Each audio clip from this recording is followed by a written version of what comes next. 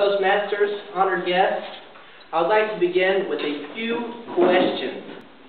And the first question, this one is made directly for my friends in the back row here, the students of Diane. I want to know if you guys were to, well, let me first, I didn't understand. I thought that Diane was using the clicker this whole time pretty frequently, but apparently she hasn't gotten to that yet. But did you guys hear the clicker earlier? Apparently she's going to get to that and click you guys to death when you say and filler works too much. So when that time comes, you may have a question like this cross your head. You may say, why does Diane pester me so much with that stinking clicker? Now how will that make you feel? Not Diane, but how would that make one of you guys feel if you had that question in your mind or in your heart? Why does she click me so much? I'm asking honestly, anxious? I want an answer. Huh? Anxious? Anxious, yeah. It also would make you feel like a victim, right? When we ask why do other people do stuff to us, it puts us in a victim position. Another question that we might hear is, whose job is it? At my job, I get a lot of calls from irate customers that are very displeased with the order that they just received. I work in a distribution center. Now, I've never even been in a warehouse for my company. I have literally nothing to do with the delivery process. But since I'm the one that answers the phone, I get to hear it. Excuse me, and that's fine. I may have the question, who dropped the ball? It wasn't me. But again, how would that question make me feel? You know, it made me feel anxious. That was a really good answer. And it also would cause me to blame other people, regardless of whose fault it was. A third such question that we might hear is a when question.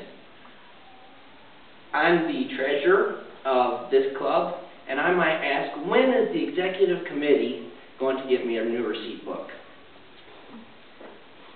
These when questions, they really cause within us a desire to procrastinate. Because I'm saying I'm not going to act until somebody else acts. Now we can turn the board around if you don't mind. Thank you. I've written three similar questions here. Fellow Toastmasters, I'd like to introduce to you the question behind the question, or QBQ. It's one of my favorite books ever. It's written by a man named John Miller. John starts his book by asking some of these kind of questions, and he calls them incorrect questions. These kind of questions, they have a similar pattern. They start with the words why, who, and when, and the main object of the sentence is other people. Diane, you're the center of that one. This one's kind of inferred. It's the people at the warehouse in my example, and this one is they, whoever they might be. John teaches us that these are very prodigal questions. Some people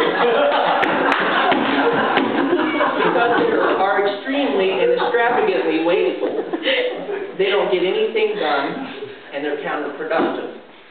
John, in his book, Question Behind the Question, suggests that perhaps we should turn these questions around a little bit so that they will work for our productivity. And instead of beginning our questions with why, who, and when, we should begin them with what or how.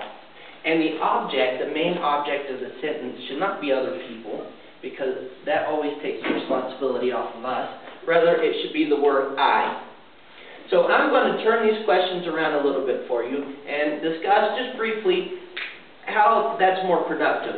Why does the communications professor always pick on me by clicking that little clicker? Well, I know from personal experience that that clicker is very helpful. And so I would ask the question, remember it needs to begin with how or what. So I'll say how, and then the main object needs to be I, and I'll go ahead and put can in here. And I'm not going to finish the sentence because I'm writing the sentence because I don't have enough time. But how can I benefit from the clicker? that question doesn't quite answer my problem, but the answer is in the question. It at least opens the door so that I can be ready to learn and to be productive myself and take responsibility of that clicker, for example. Who dropped the ball? This is actually one of my favorite ones because I used to do this. When I would get a call, I would just be so furious with these people I never even met at the warehouse because they didn't get the delivery right, for example. But now, the question that I will ask the customer is how. That's one of the words that you have to begin with. How can I help you? And many times that actually that resolves the situation there. They just wanted to vent, or they just wanted to let somebody know. And the third question, when will they give me the right materials? How about I say, what can I do with the materials that I already have? Or I use the example of the receipt book. I can say, where can I find, or what can I do to get or how can I get a receipt book, excuse me, starts with how and has I in it.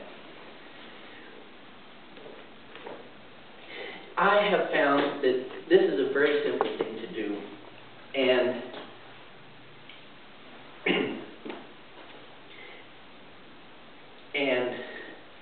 I would like to make an invitation to everybody here. There are really two invitations. The first thing is I would like to invite you to go to QBQ.com, and I don't get any commissions for this, by the way, and get yourself a copy of the book. I promise that the investment will be worth it. It may not be a monetary return, but it certainly will be an emotional return in terms of productivity. And the second thing that I would like to invite you is next time you ask yourself one of those questions, to immediately remember that that just is not productive and it makes me feel like a victim, and turn it around and ask the question behind the question. I would like to paraphrase one of my role models who said, by small and simple things, we can bring about great and mighty changes. Now,